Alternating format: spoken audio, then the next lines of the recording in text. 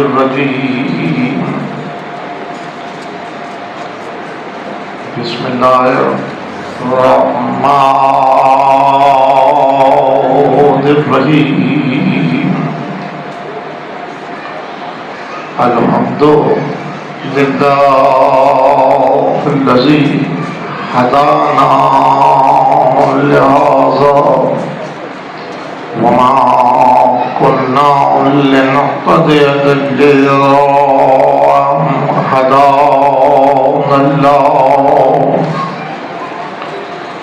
لقد جاءت رسل ربنا بالحق والصلاة والسلام على أصل ما في الوجود سر الله في كل موجود نقطة دائرة الوجود صاحب لواء الحمد والمقام المحمود أبي القاسم محمد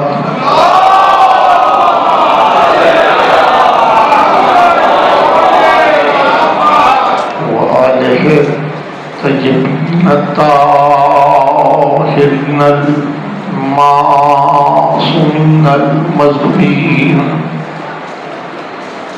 الذين عذب الله عنهم الرجس وطهرهم تطهيرا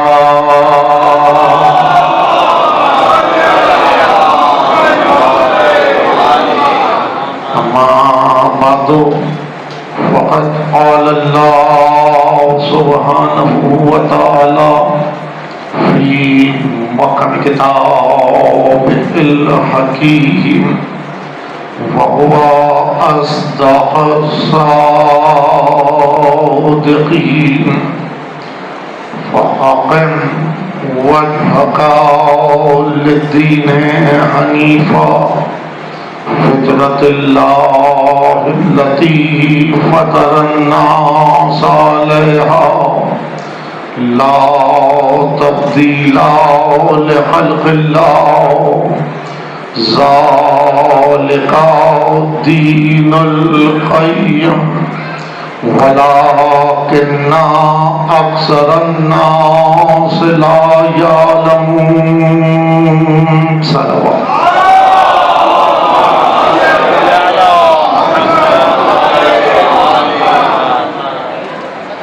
یہ سورہ روم کا 30واں مقام ہے۔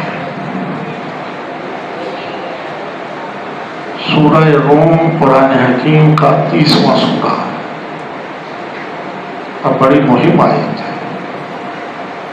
خداوند علی اعلیٰ تمام انسانوں سے مخاطب ہے،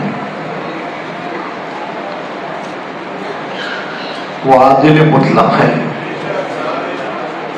اس نے تمام انسانوں کی حیات کا دار و مدار جس لطف پہ قرار دیا اسے نفس کہتے ہیں، اسے نفس کہتے ہیں۔ اور خداوند علی اعلیٰ انسان کو متوجہ کر رہا فَأَقِمْ وَجْهَكَ لِلدِّينِ حَنِيفًا، تم اپنے نفس میں یکسوئی قائم کرو، تم اپنے نفس میں یکسوئی قائم کرو۔ حاصل کیا ہے؟ تمہاری حیات دین پر قیام پذیر ہو جائے گی، تمہاری حیات دین پر قیام پذیر ہو جائے گی۔ آج یورپ اس رمزیت کو پا گیا اور انسان کے بنیادی مسئلے کا حل آج یورپ نے تلاش کر لیا۔ انسان کسی بھی دائرے میں سانس کھینچ رہا ہو،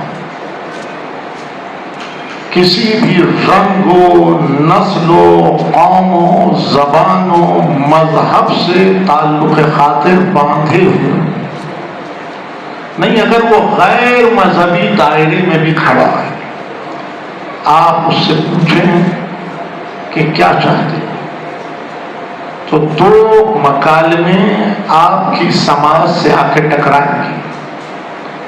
اول سکون چاہتے ہیں، دویم بقا چاہتے ہیں۔ ہر انسان تلاش سکون اور تلاش بقا میں سرگردہ ہے، اور یورپ نے اس مسئلے کے حل کو تلاش کیا۔ آج یورپین کنٹریز میں اگر آپ سفر کریں تو ہر 10 مائلز پر مائنڈ کنسلٹیشن سینٹرز قائم ہیں، مائنڈ کنسلٹیشن سینٹرز قائم ہیں۔ یکسوئی نفس کے ادارے، یکسوئی نفس کے ادارے، اس کا سلیبس ڈیزائن نہیں ہو رہا، ڈیزائن ہو چکا ہے۔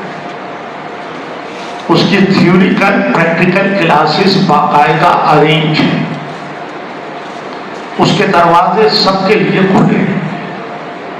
وہ آنے والے سے اس کا نام نہیں پوچھتے، اس کا مذہب نہیں پوچھتے، وہ آنے والے سے پوچھتے ہیں کہ آپ یہاں کیوں آئے۔ تو آنے والا یہی دو مقام ادا کرتا ہے زبان سے، تلاش سکون اور تلاش بقا میں آئے، تو اسے ویلکم کہتے ہیں، اس سے مکالمہ کرتے ہیں، جو اس میں چھپا ہوا ہے وہ اس کو تلاش کرتے ہیں، جو اس میں چھپا ہوا ہے وہ اس کو تلاش کرتے ہیں، اور اس کی توجہ کو اس نقطۂ مرکزی پر لا کر، اس کی توجہ کو اس نقطۂ مرکزی پہ لا کر منعکس کرتے ہیں، اور جب اس نقطۂ مرکزی پر اس کی توجہ ارتکاز کرتی ہے تو اب وہ اس سے سوال کرتے ہیں کہ کیسا محسوس کیا، تو کہتا ہے کہ میں اپنے آپ کو لائٹ محسوس کر رہا ہوں، ہلکا محسوس کر رہا ہوں، ہلکا محسوس کر رہا ہوں۔ اور پھر اس کا کمال یہ ہے کہ وہ فزیکلی ایک پلیس پر اسٹینڈ کرتا ہے، لیکن 70 پلیسز کے اوپر وہ اپنی پریزنٹیشن دیتا ہے۔ آج یورپ اس رمزیت کو پا گیا کہ اگر ارتکاز نفس کی منزل سے انسان گزر جائے تو وہ ایک مقام پر فزیکلی اسٹینڈ کر کر 70 پلیسز پر پریزنٹیشن دیتا ہے۔ 1400 سال سے اس ممبر سے بتا رہے تھے، 1400 سال سے اس ممبر سے بتا رہے تھے کہ ایک آیا اس نے کہا میں نے علی کو اس مقام پہ پایا، دوسرا آیا اس نے کہا میں نے علی کو اس مقام پہ پایا، تیسرا آیا اس نے کہا میں نے علی کو ایک مقام پہ پایا۔ تو لوگوں نے سر بلند کرتے ہوئے کہا کہ یہ آنے واحد میں ایک ہی ہستی کو کئی کئی مقامات پر دکھا دیتے ہیں، تو یہ غلو کرتے ہیں، یہ غلو کرتے ہیں۔ غلو ہے کس بلا کا نام؟ غلو ہے کس بلا کا؟ اگر آپ کی قوت دار کا اس منزل عرفان کو نہیں چھو پا رہی تو آپ سر اٹھا کے یہ نہ کہیں کہ غلو ہو گیا، آپ سر اٹھا کے یہ نہ کہیں غلو ہو گیا۔ ہر وہ فکر جو ملوکیت سے بندھی ہوئی ہے وہ عقل مقفل کے ساتھ سیر کرتی ہے، اور ہر وہ فکر جو باب مدینہ علم سے بندھی ہوئی ہے وہ عقل آزاد کے ساتھ سفر کرتی ہے۔ جہاں عقل مقفل ہے وہاں حیرت ہے، وہاں حیرت ہے، لیکن جہاں عقل مقفل نہیں وہاں دائرہ حیرت ٹوٹ جاتا ہے، وہاں دائرہ حیرت ٹوٹ جاتا ہے۔ تو عزیزان گرامی، آج یورپ اس رمزیت کو پا گیا کہ اس نے یکسوئی نفس کے ادارے قائم کیے، اسٹیبلش کیے، لیکن اسلام نے 1400 سال پہلے یہ ادارے قائم کیے تھے. 1400 سال پہلے یہ ادارے قائم کیے تھے جنہیں مسجد کہتے ہیں. جنہیں مساجد یکسوئی نفس کا ادارہ ہے، لیکن ملوکیت زدہ اذہان نے اسے انتشار نفس کی آماج گاہیں بنا دی.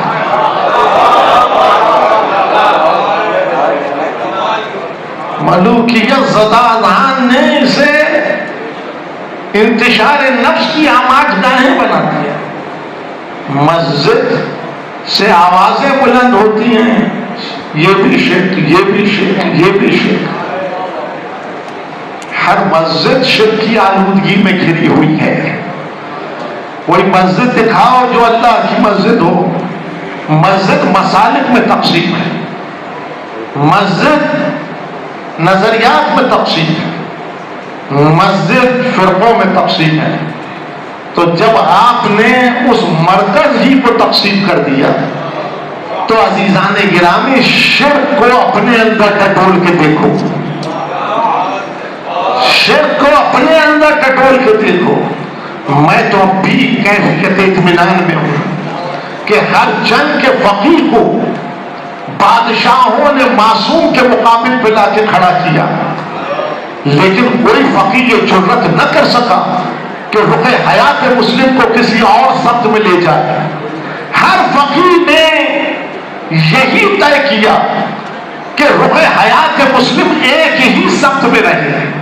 اب مسلح پہ کسی کھڑا ہو، لیکن جب مسلح پہ آئے گا تو اس کا رخ حیات ایک ہی سمت میں ہوگا، ایک ہی ڈائریکشن میں ہوگا. اس لیے کہ اگر ڈائریکشن کا تعین نہ ہو تو نفس میں یکسوئی قائم نہیں رہتی. اگر نفس میں یکسوئی کو قائم کرنا ہے تو ڈائریکشن کا تعین ضروری ہے.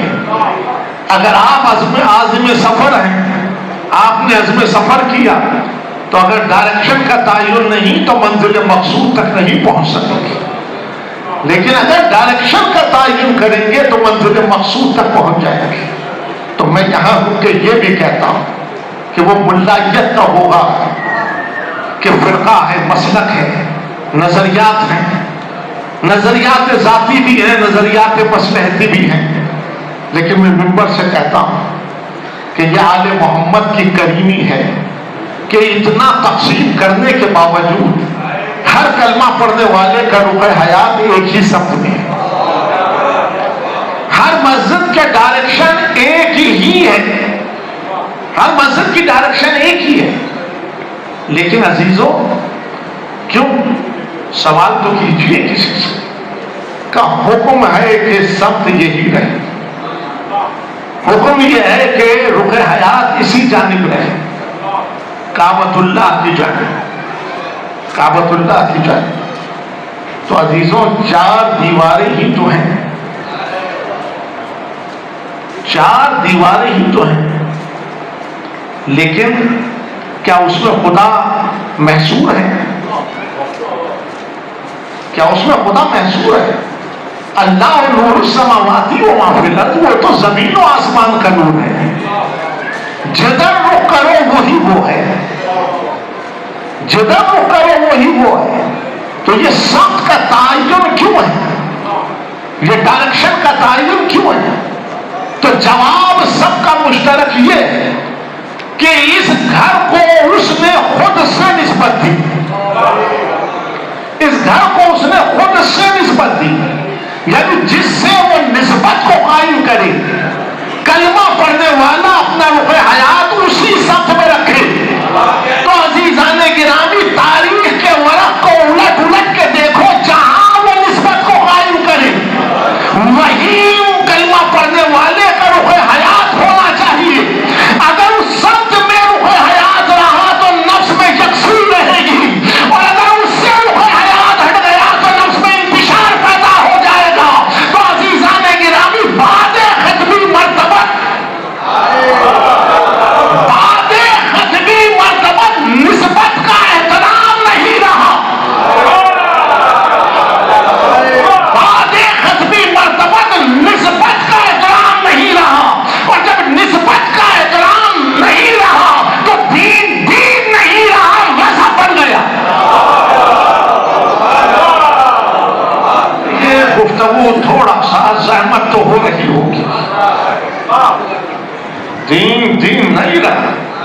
مذہب بن گیا۔ 11 ہجری تک دین ہے اسلام، اور 11 ہجری کے بعد مذہب ہے اسلام۔ کبھی سوچا کتنی کتابیں ہیں جو پیش نگاہ ہیں، کس رفتار سے قلم چلتے ہیں، لیکن کبھی فرصت ہی نہیں ملی کہ رک کے پوچھے تو صحیح کہ دین کیا ہے اور مذہب کیا ہے۔ دین کیا ہے اور مذہب کیا ہے؟ عزیزوں، ہر چیز پکار کے کہتا ہے قرآن میں دکھاؤ، تو یہ بھی تو قرآن میں ٹٹولو کہ اسلام کو قرآن نے دین کہا یا مذہب کہا؟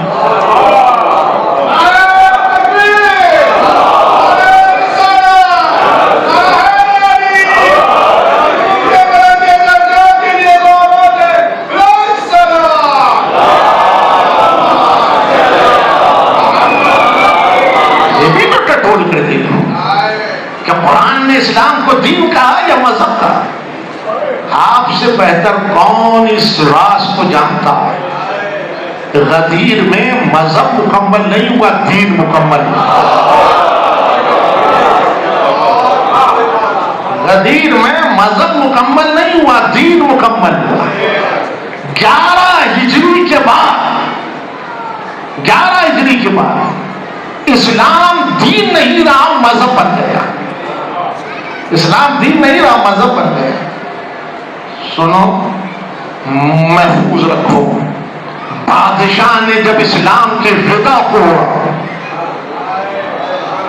بادشاہوں نے جب اسلام کی ردا کو اوڑا تو انہوں نے اسلام کو دین نہیں رہنے دیا، مذہب بنا دیا۔ انہوں نے اسلام کو دین نہیں رہنے دیا، مذہب بنا دیا۔ دین میں فرقہ نہیں ہے، دین میں فرقہ نہیں ہے، دین میں مسلک نہیں ہے، دین میں نظریہ ذاتی نہیں ہے، دین میں نظریہ مصلحتی نہیں ہے۔ مذہب میں فرقہ بھی ہے، مسلک بھی ہے، نظریہ ذاتی بھی ہے، نظریہ مصلحتی بھی ہے۔ یہ بات تو ضمنی آ گئی، تیزی سے گزر جاؤ اور محفوظ رکھو۔ دین میں اور مذہب میں فرق کیا ہے؟ دین میں اور مذہب میں فرق کیا ہے؟ ایک جملہ آنے والے ایام میں کہیں تفصیل گزرے گی۔ آنے والے ایام میں 1445 ہجری کے محرم میں کہیں تفصیل گزر جائے گی۔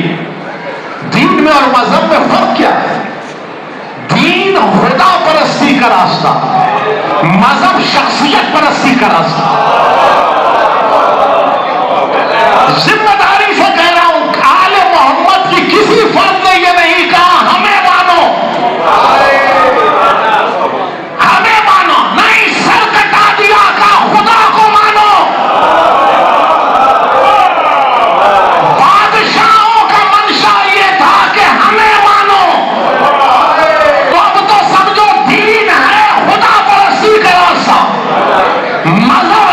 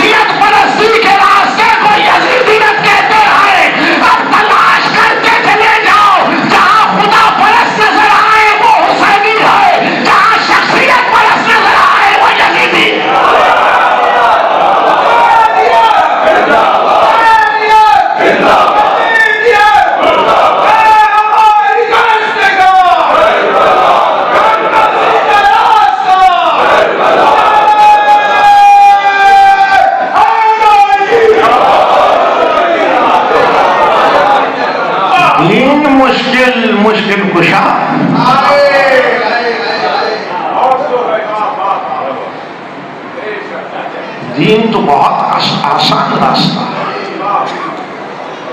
سمجھو تو صحیح، سمجھو تو صحیح۔ یہ سمت کا تعین یکسوئی نفس کے لیے، یہ نماز میں اوقات کا تعین یکسوئی نفس کے لیے، یہ اذکار کا تعین یکسوئی نفس کے لیے۔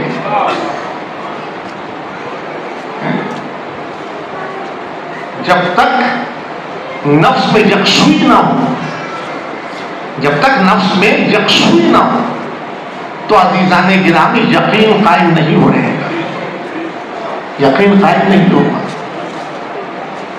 ورنہ ادھر نفس کے اندر یکسوئی نہیں، ادھر نفس میں یکسوئی نہیں، اسی کے لیے تو فقہ میں باب شکیات کھلتا ہے، شک پیدا ہو جاتا، شک پیدا ہو جاتا۔ مصلی پہ کھڑے ہو کے کسی بھی فقہ سے دامن بتاؤ، ہر مسلم یہی تو کہتا قربتاً للہ، اللہ کے قرب کے لیے اس عمل کو بجا لا رہا ہے۔ سینے پہ دھڑکتے ہوئے، سینے میں دھڑکتے ہوئے دل پہ ہاتھ رکھ کے پوچھو کتنی مرتبہ یہ مکالمہ کیا؟ کوئی کہہ سکتا ہے مجھے قرب الہی مل گیا؟ کوئی کہہ سکتا ہے مجھے قرب الہی مل گیا؟ یہ ڈائریکشن کا تعین، یہ سمت کا تعین۔ اگر یہ یقین کہ میں حضور پروردگار ہوں، اگر یہ یقین کہ میں حضور پروردگار ہوں، فقط ارادہ کرے گا تار نفس مرکز سے بچ جائے گا، اور ادھر تار نفس مرکز سے بنا، ادھر اسے کیفیت اطمینان ملی، ادھر تار نفس مرکز سے بنا، ادھر وہ حصار فنا سے نکل کر حصار بقا میں آ گیا، ادھر وہ حصار فنا سے نکل کر حصار بقا میں آ گیا۔ علامہ رشید راغب علی اللہ مقامہ کا کل یوم وفات ہے، ایک مکالمہ تو سنو ان کا۔ انہوں نے کہا تھا بے یقینی کے ساتھ تمام زندگی جاگنے سے بہتر ہے یقین کی ایک نیند سو جانا۔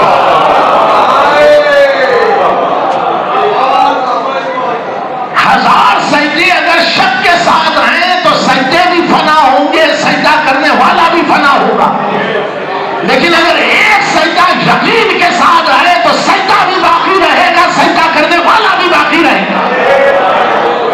لیکن یقین جب ملے گا جب مائنڈ کنسنٹریشن پروسیس سے تھرو، روزہ مائنڈ کنسنٹریشن پروسیس سے تھرو کرتا ہے۔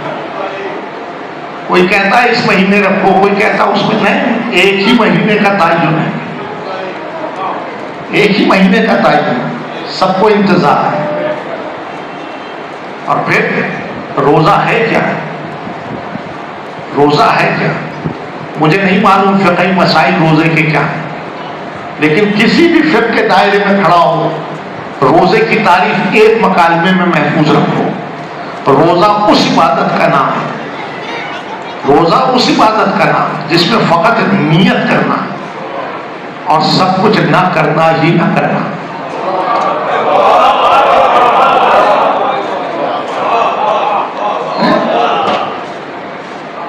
پورا مائنڈ کنسنٹریشن پروسیس سے تھرو کرتا ہے۔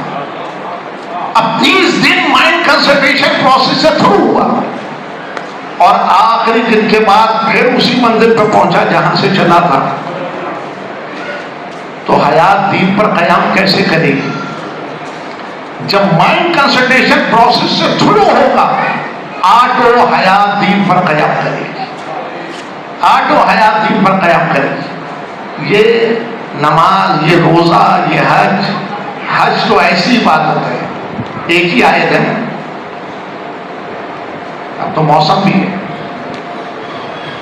من استطاع، ہر صاحب استطاعت کے اوپر یہ وہ عبادت ہے جو ہر لمحہ آپ کو مائنڈ کنسنٹریشن پروسیس سے تھرو رکھتی ہے۔ آپ کا غیر آپ کا معتصب نہیں ہو سکتا، آپ اپنے معتصب خود ہیں۔ ہر لمحہ مائنڈ کنسنٹریشن پروسیس سے گزرے، جس لمحہ مستفی ہوئے حج واجب ہو گئے۔ زکوٰۃ، خمس غیر معتصب نہیں آپ کا، آپ اپنے معتصب خود ہیں۔ آپ اپنے محتسب کو دیں، دن کا تعین آپ کریں، اپنے اکاؤنٹ کی اسسمنٹ آپ خود کریں، اپنے اکاؤنٹ کی اسسمنٹ آپ خود کریں۔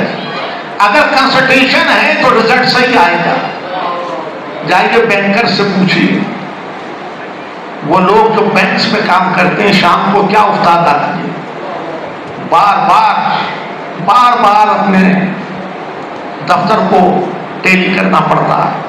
اگر کنسلٹیشن نہیں ہے تو وقت بہت لگتا ہے، اور کنسلٹیشن ہو تو ایک ہی دفعہ میں رزلٹ آ جاتا ہے۔ تو یہ زکات، یہ خمس، شرع کے تمام احکام آپ کو مائنڈ کنسلٹیشن پروسیس سے تھرو کرتے ہیں، اور جب آپ مائنڈ کنسلٹیشن پروسیس سے تھرو ہوتے ہیں تو اسی لمحہ آپ کی حیات دین پر قیام کر دیتی ہے، اسی لمحہ آپ کی حیات دین پر قیام کر لیتی ہے۔ کربلا مجبوری نہیں، اختیار کا سفر ہے۔ کربلا مجبوری نہیں، اختیار کا سفر ہے۔ حسین نے بھرا گھر مجبوری کے ساتھ نہیں، اختیار کے ساتھ اٹھایا۔ اتنا بڑا درد دیا سینہ انسان میں کہ اگر یہ درد سینہ انسان میں قیام کر لے تو اس کے نفس کے اندر یکسوئی قائم ہو جاتی ہے، اور جب اس کے نفس میں یکسوئی قائم ہو جائے آٹو اس کی حیات دین پر قیام کرتی ہے۔ تو عزیزان گرامی، میں نے کسی موقع پر بھی تفصیلی گفتگو کرتے ہوئے کہا تھا، نماز میں کھڑے ہو شک پیدا ہو جاتا ہے کہ پہلی رکعت ہے کہ دوسری رکعت ہے، لیکن مجلس میں یہاں جتنے افراد بیٹھے ہیں مجھے بتاؤ کسی کے ذہن میں کوئی اور خیال آیا؟ نہیں۔ اس لیے کہتا ہوں کہ مصلی پہ قدم رکھو یا حسین کہہ کر اب سمجھو گلدستہ عذاب علی اکبر کو کیوں کھڑا کیا؟ اس لیے کہ اگر وہ عذاب آپ کے اندر گھوٹ رہی ہے تو 2 رکعت نماز میں کنسنٹریشن قائم رہے گی۔ ظہر کے لیے مصلی پہ قدم رکھو تو حسین کے اصحاب و انصار کی نماز کو پیش نگاہ رکھو، 4 رکعت نماز میں کنسنٹریشن قائم رہے گی۔ عصر کی نماز کے لیے آؤ مصلی پر تو حسین کا سجدہ آخر پیش نگاہ رکھو۔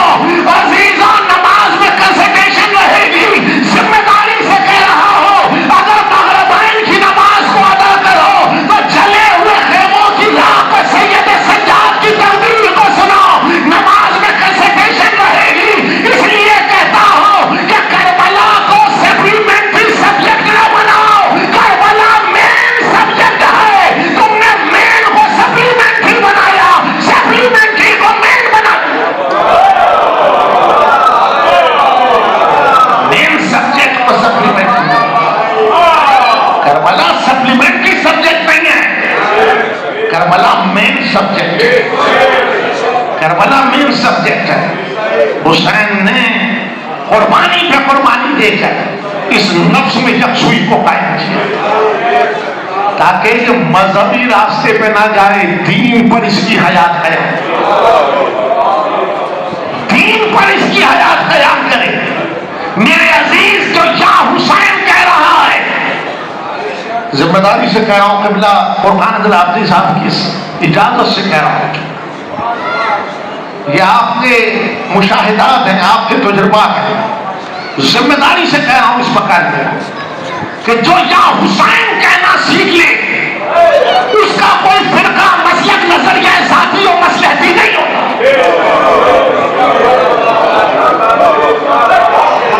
اس کی حیات دین پر قیام پذیر ہوتی ہے، اس کی حیات دین پر قیام پذیر ہوتی ہے۔ اور بھائی اس دائرے میں یا حسین کہنا نہیں سیکھا، وہاں مذہب تھا، وہاں بادشاہ پرستی تھی، وہی فرقے بنے، وہی مسلک بنے، وہی نظریہ ذاتی اور نظریہ مصلحتی پروان چڑھے۔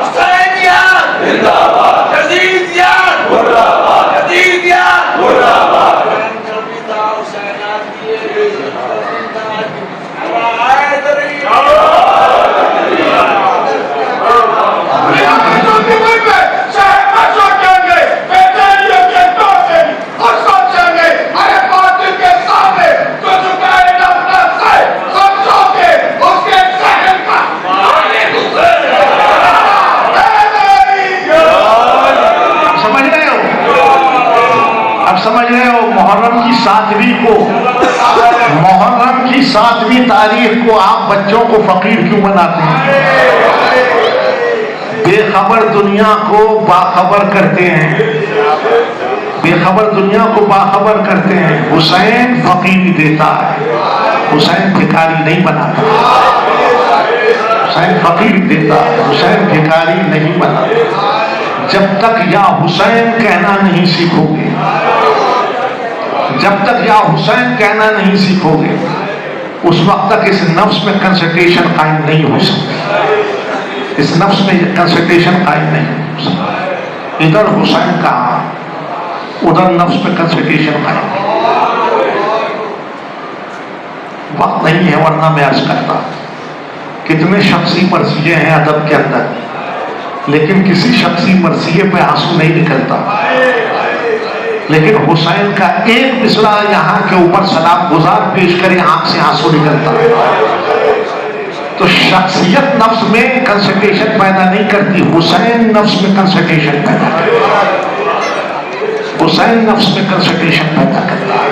اور جس نفس میں کنسنٹریشن قائم ہوگی وہ آٹو دین پر قیام کرے۔ اب مجھ سے نہ پوچھئے دین کیا ہے، قرآن ہے، فَأَقِمْ وَجْهَكَ لِلدِّينِ حَنِيفًا فِطْرَتَ اللَّهِ الَّتِي فَطَرَ النَّاسَ عَلَيْهَا۔ دین اللہ کی فطرت ہے، دین اللہ کی فطرت ہے جس پر انسان کو فطر کیا گیا، خلق کیا گیا، اس پر انسان کو خلق کیا گیا۔ کائنات کی ہر شے کے لیے اس نے ایک فطرت معین کی، کائنات کی ہر شے کے لیے اس نے ایک فطرت معین کی۔ یہ کیا زوم ہے کلمہ پڑھنے والے کو کہ میں مسلم ہوں، یہ کیا زوم ہے مسجدیں میں مصلی پھاڑنے والے کو کہ میں عبادت گزار ہوں۔ کائنات کی ہر شے مسلم ہے، کائنات کی ہر شے عبادت گزار ہے۔ خالق نے ہر شے کے لیے ایک فطرت معین کی، جب تک وہ اپنی فطرت پہ قیام پذیر ہے، جب تک وہ اپنی فطرت پہ قیام پذیر ہے وہ مسلم بھی ہے اور عبادت گزار بھی ہے، وہ مسلم بھی ہے اور عبادت گزار بھی ہے۔ پوری زندگی پڑھو کلمہ، پوری زندگی پڑھو نماز، لیکن اگر قوانین فطرت توڑو گے، اگر قوانین فطرت توڑو گے تو مجرم کہلاؤ، اور اگر حیات قوانین فطرت پہ قیام پذیر ہوگی تو مسلم کہلاؤ۔ مسلم کی ضد کافر نہیں ہے، مسلم کی ضد مجرم ہے، مسلم کی ضد مجرم ہے۔ جا کے سورہ نون میں یہ مقام پڑھنا، اَفَنَجْعَلُ الْمُسْلِمِينَ كَالْمُجْرِمِينَ، مسلم و مجرم برابر نہیں ہوا کرتا۔ وہ حیات جو قوانین فطرت پہ قیام کر رہی ہے اور وہ حیات جو قوانین فطرت کو توڑ رہی ہے برابر نہیں ہوتی۔ کربلا کو روایت نہ بناؤ، کربلا کو شعور کی آنکھ سے دیکھو، کربلا کو روایت نہ بناؤ، کربلا کو شعور کی آنکھ سے دیکھو۔ حسین دست امامت پر بچہ نہیں لائے، حسین دست امامت پر بچہ نہیں لائے، کربلا کی جنگ کا نتیجہ اٹھا کے لائے، کربلا کی جنگ کا نتیجہ اٹھا کے لائے۔ کلمہ تو دونوں طرف ایک تھا، یہی دھوکہ رہتا کہ دونوں طرف کلمہ ایک تھا، دونوں طرف مسلم۔ حسین ہاتھوں پر 6 مہینے کا بچہ نہیں لائے، حسین باہوں میں فطرت کو سمیٹ کر لائے، حسین باہوں میں فطرت کو سمیٹ کے لائے۔ دست امامت پر بچہ نہیں مسکرایا، فطرت مسکرائی، دست امامت پر بچہ نہیں مسکرایا، فطرت مسکرائی۔ اور اب تک یہ منظر دیکھا نہیں تھا تاریخ میں کہ وہ ہمارے ساتھ پکار اٹھا جب لشکر کو پھیر کے رو رہا تھا کہ کوئی ہے جو حسین کے کلام کو قطع کرے۔ بچہ کوئی تیر ہو، تیغ ہو، تبر ہو، تلوار لے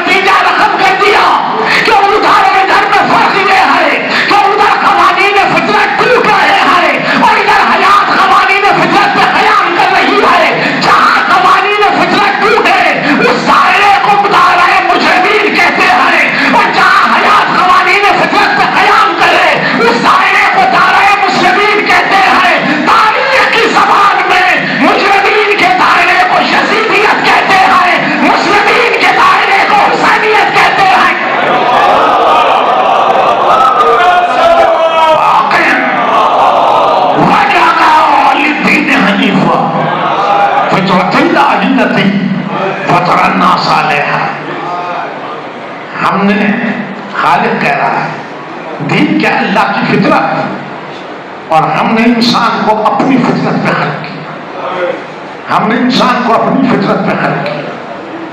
عزیزوں، جب تک یہ نظام عالم قائم ہے، جب تک کہ ہر شے اپنی فطرت پہ قیام پذیر ہے۔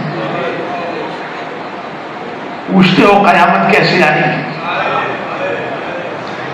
ذرے ذرے سے جڑا ہوا ہے،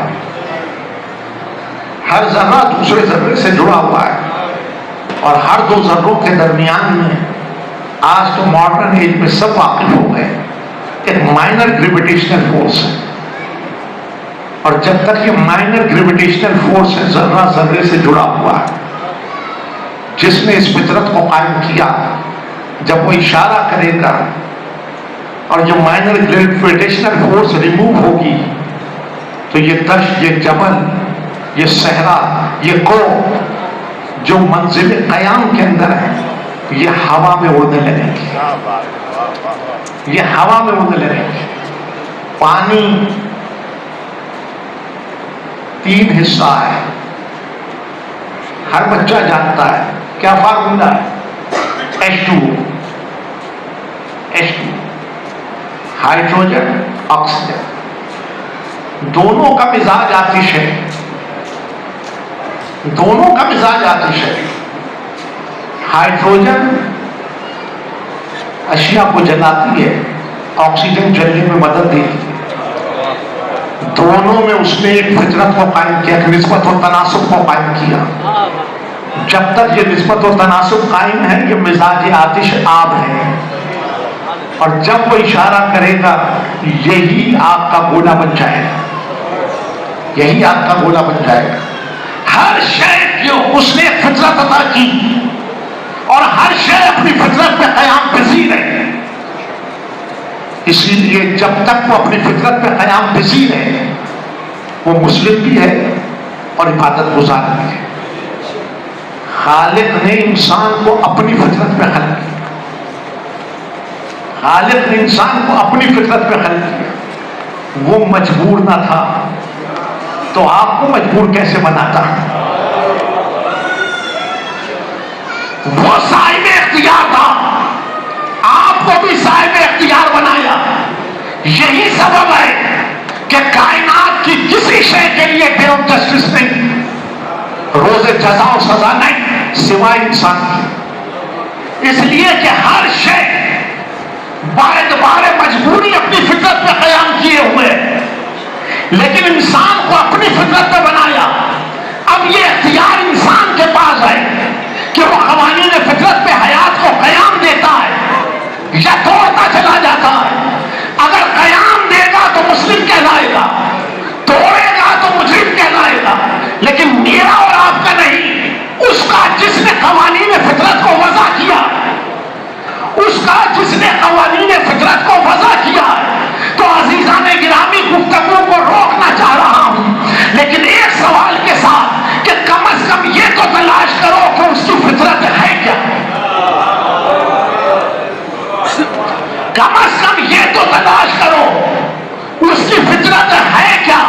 تو عزیزان گرامی، میں نے تو یہی جانا کہ وہ کچھ لیتا نہیں، وہ دیتا ہے۔ تو اگر اس کی فطرت پہ قیام کرنا ہے تو لینے والے نہ بنو، دینے والے بنو، لینے والے نہ بنو، دینے والے بنو۔ کلمہ سب نے پڑھا تھا، لیکن 11 ہجری کے بعد 2 دائرے ہوئے، فتح سے لے کے شام کے دربار تک۔ ایک کلمہ پڑھنے والا لینے پر معمور تھا، اور ایک کلمہ پڑھنے والا دینے پر معمور تھا۔ جو کلمہ پڑھ کے لے رہا تھا اس نے شر کا بازار گرم کیا، اور جو کلمہ پڑھ کے دے رہا تھا اس نے خیر کی حکمرانی کو قائم کر دیا، اس نے خیر کی حکمرانی کو قائم کر دیا۔ اس لیے ان کی محبت کو واجب قرار دیا، اس لیے ان کی محبت کو واجب قرار دیا۔ جس نے اس محبت کو پا لیا، اس نے قوانین فطرت کے اوپر حیات کو قائم کیا۔ ذالک دین القیم، یہی دین قیم ہے، یہی دین قیم ہے۔ وَلَٰكِنَّ أَكْثَرَ النَّاسِ، اکثریت انسانوں کی، لا یعلمون، اس ہنر سے ناواقف ہے، اس ہنر سے ناواقف ہے۔ تو مجھے اپنی اقلیت کے دائرے میں رہنے پہ فخر ہے، مجھے اپنے اقلیت کے دائرے میں رہنے پہ فخر ہے، اس لیے کہ اکثریت تو ناواقف کار ہنر ہے، اسے اس رمزیت کا پتہ ہی نہیں ہے، اسے اس رمزیت کا پتہ ہی نہیں ہے۔ لیکن اقلیت کا ہنر یہ ہے کہ وہ اکثریت میں رہ کر اپنے آپ کو منوا لیتی ہے، اکثریت میں رہ کے وہ اپنے آپ کو منوا لیتی ہے۔ لوگ اسی کے دروازے پہ سوال کرتے ہیں، ہم نے کسی سے سوال نہیں کیا، زمانہ آج تک ہم سے سوال کر رہا کہ بولا ہم نے کسی سے پوچھا کہ یہ کام کیوں کر رہے ہو، یہ کام کیوں کر رہے ہو، یہ کام کیوں کر رہے ہو؟ ہم نے فرض بچھایا، سوال ہو گیا، ہم نے امام باڑہ بنایا، سوال ہو گیا، ہم نے آنسو بہایا، سوال ہو گیا، ہم نے ماتم کیا، ہاتھ ہمارا، سینہ ہمارا، سوال ہو گیا۔ تو عزیزوں، کبھی وہ ہوتا ہے جس سے لوگ سوال کریں، کبھی وہ ہوتا ہے کہ جس سے لوگ سوال کریں۔ جوابات آئیں گے آنے والے دنوں کے اندر۔ ہم نے حادثاتی طور پہ کوئی کام نہیں کیا، شعوری طور پہ کام کیا۔ ہم نے حادثاتی طور پہ کوئی کام نہیں کیا، ہم نے شعوری طور پر اقدام کیے ہیں۔ عزیزان گرامی، اس لیے منبر سے کہتا ہوں، شیعت کو فرقہ نہ بناؤ، منبر سے کہتا ہوں شیعت کو فرقہ نہ بناؤ۔ ہم دینی دائرے میں کھڑے ہیں جہاں فرقہ و مسلک نہیں ہوتا۔ شیعت فرقہ نہیں ہے، شیعت آواز شعور کا دوسرا نام ہے، شیعت آواز شعور کا دوسرا نام ہے۔ جب سویا ہوا انسان جاگ جائے گا، وہ اس دائرے میں آئے گا، اسے شیعہ کہا جائے گا۔ عزیزوں، سویا ہوا اس دائرے میں نہیں آتا، جاگا ہوا اس دائرے میں آتا ہے۔ جہاں دنیا میں کسی مذہب سے تعلق رکھے یا مذہب سے تعلق نہ رکھے، لیکن اگر وہ یا حسین کہتا ہے، اسے روک کے کو کیا ملا؟ کہتا ہے خوابین کی بیداری میں بدل گئی۔ یعنی عزیزوں، حسین ہی ہے جو غفلت کو شعور میں بدلتا ہے، جو خوابیدگی کو بیداری میں بدلتا ہے، جو سوئے ہوئے کو جگا دیتا ہے۔ سویا ہوا انسان، غافل انسان، خواب غفلت میں گرفتار انسان اگر اسلام کی ردا میں لپٹ جائے تو میت ہے، لیکن اگر شعور کے ساتھ ایک سانس کھینچے گا تو عزیزوں تارے نفس ٹوٹ جائے تب بھی میت نہیں ہے، زندہ ہے۔ اسی لیے اسے اصطلاح میں شہید کہا جاتا ہے، اسے اصطلاح میں شہید کہا جاتا ہے۔ وہ اور ہیں جو جانے والے کے مغفرت کی دعا کریں، وہ اور ہیں جو جانے والے کی مغفرت کی دعا کریں۔ ہم نے اس محبت کو شعوری طور پر لیا ہے۔ قرآن کے بعد حجت ہے حدیث رسول، حجت ہے حدیث رسول۔ میرے حضور تاریخ نہیں سنا رہا، حدیث سنا رہا، حدیث سنا رہا۔ جاؤ جا کے دیکھو مسند میں امام احمد بن حنبل نے محفوظ کیا یا نہیں ان مقامات۔ امام احمد بن حنبل نے محفوظ کیا ان حدیث کو۔ ایک حدیث تو سب کو ازبر ہے، لیکن امام احمد بن حنبل نے کہا کہ رسول اکرم نے ارشاد ہوں، رسول اکرم نے ارشاد ہوں۔ یہ حدیث سب کو ازبر ہے کہ من مات علی حب آل محمد، سب کو ازبر ہے، لیکن مسند میں حدیث موجود ہے تواتر کے ساتھ۔ امام احمد بن حنبل نے کہا رسول اکرم نے ارشاد فرمایا من مات علی حب آل محمد مات تائبا، جو آل محمد کی محبت میں مرا وہ تائب مرا، توبہ شدہ مرا، توبہ شدہ مرا۔ من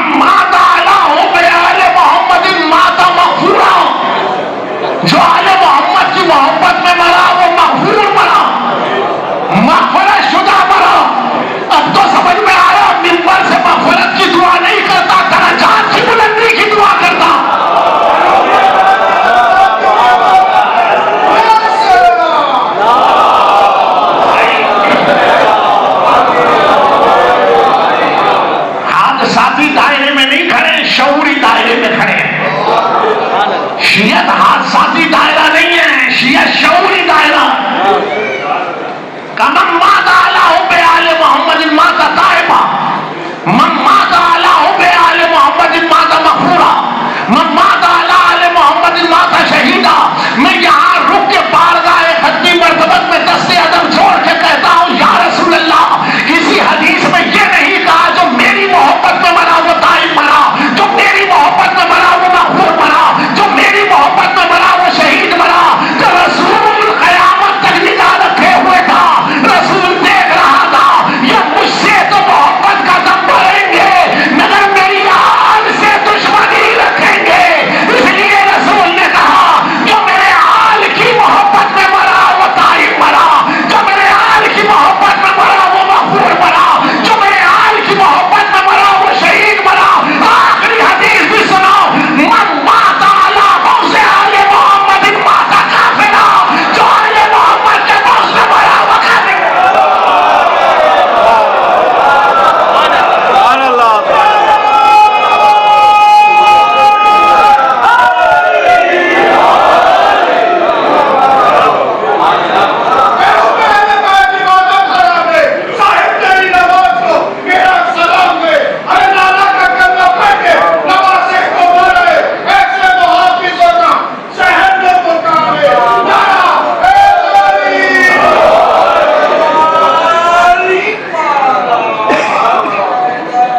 فرقان بھائی آل حق پر آبادی کے 4 مصرے آپ کو ہدیہ کرتا ہوں۔ ہری سے مال ہو، جب میری پوری گفتگو کا خلاصہ ہے، ہری سے مال ہو جواہر کا مدعا یہ ہے۔ شمشاد صاحب آپ سمجھیں اس مسئلے کی وسکوسٹی۔ ہری سے مال ہو جواہر کا مدعا یہ ہے کہ ایک تیر سے سارا جہاں شکار کرے۔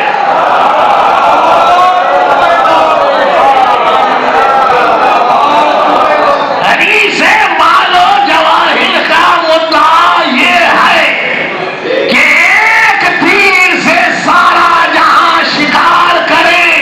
اور عجیب لوگ ہیں یہ دشمنان آل نبی، انہی سے بھیک بھی مانگے، انہی سے وار کرے۔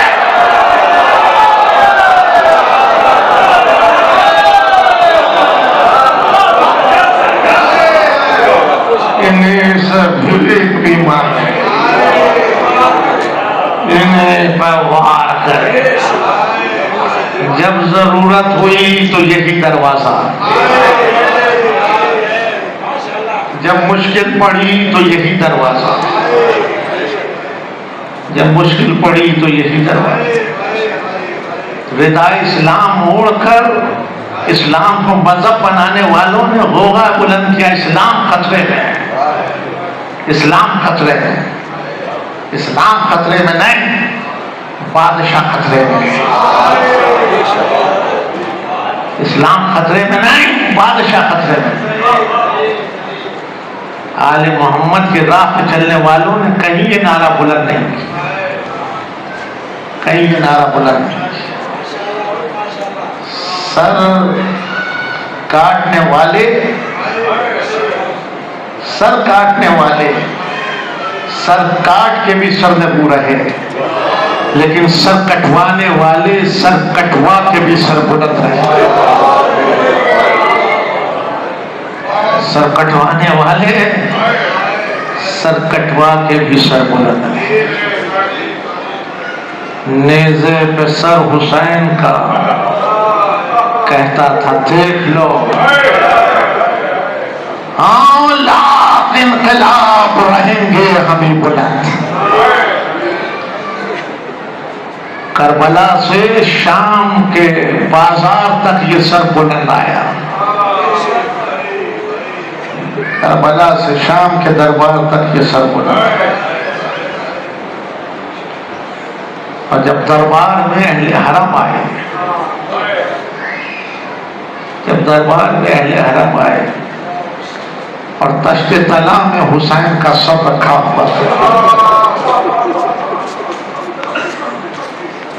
تشت تلا میں حسین کا سر رکھا، ملعون نے خان پوش کو ہٹایا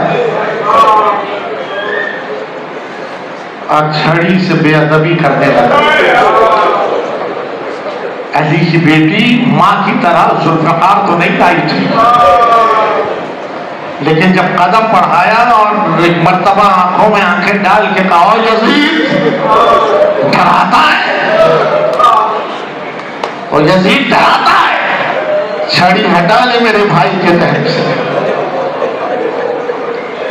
چھڑی ہٹا لے میرے بھائی کے ذہن سے۔ دربار کا رنگ بدل گیا، دربار کا رنگ بدل گیا۔ علی کی بیٹی نے دربار کو مسخر کیا، اور جب دربار منقلب ہو رہا تھا تو گھبرا کے کہا قیدیوں کو زندان میں ڈال دو، قیدیوں کو زندان میں ڈال دو۔ قیدی زندان میں ڈالے گئے، لیکن در زندان پر ایک بچی نے کربلا سنا کے انقلاب برپا کر دیا۔ ملک شام میں انقلاب آیا، حسین کی بچی نے در زندہ پہ کھڑے ہو کے کربلا سنائی، اور سینہ تاریخ پہ سطر کو لکھ گئی کہ جب تک کربلا سناؤ گے زمانے میں انقلاب آئے گا، جب تک کربلا سناؤ گے زمانے میں انقلاب آئے گا۔ وہ کہتا تھا کہ ملک ہمارا ہے، اس بچی نے زندان میں قضا کر کے بتایا قیامت تک ہم بتائیں گے ملک تیرا ہے یا ہمارا، ملک تیرا ہے یا ہمارا ہے۔ مرثیہ آپ سن رہے ہیں، بس اسی منزل تک میں لے آیا۔ بچی کی قضا تھی، اہل حرم کو رہائی کا پیغام ہے۔ بچی کی قضا تھی، اہل حرم کو رہائی کا پیغام آیا۔ عزیزاں، سید سجاد سے کہا بیٹا بھائی کو جی بھر کے رو نہ سکی، بھائی کو جی بھر کے رو نہ سکی، کہو اس لیے کہ ایک مکان خالی کرے گے، میں بھائی کی مجلس برپا کروں گی، کہو اس سے ہمارے لٹے ہوئے تبرکات لوٹائے، فاتح ہے علی کی بیٹی، کہو اس سے ہمارے شہدا کے سر لوٹائے۔ عزیزوں، مکان خالی ہوا، قناتیں لگا دی گئی، بیبیاں عزائے حسین کے لیے چلی، بیبیاں عزائے حسین کے لیے چلی۔ شام کی رہنے والی عورتیں پرسوں دینے کے لیے آئیں، شام کی رہنے والی عورتیں پرسوں دینے کے لیے آئیں، اور ایسے میں تبرکات آنا شروع ہوئے،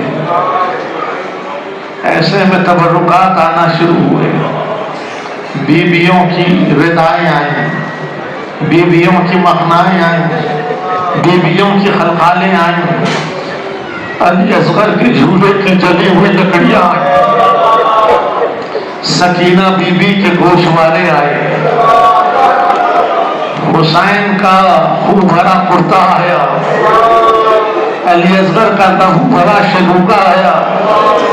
تبرکات آ رہے تھے اور بیویاں حسرت سے تبرکات کو دیکھ رہی تھیں۔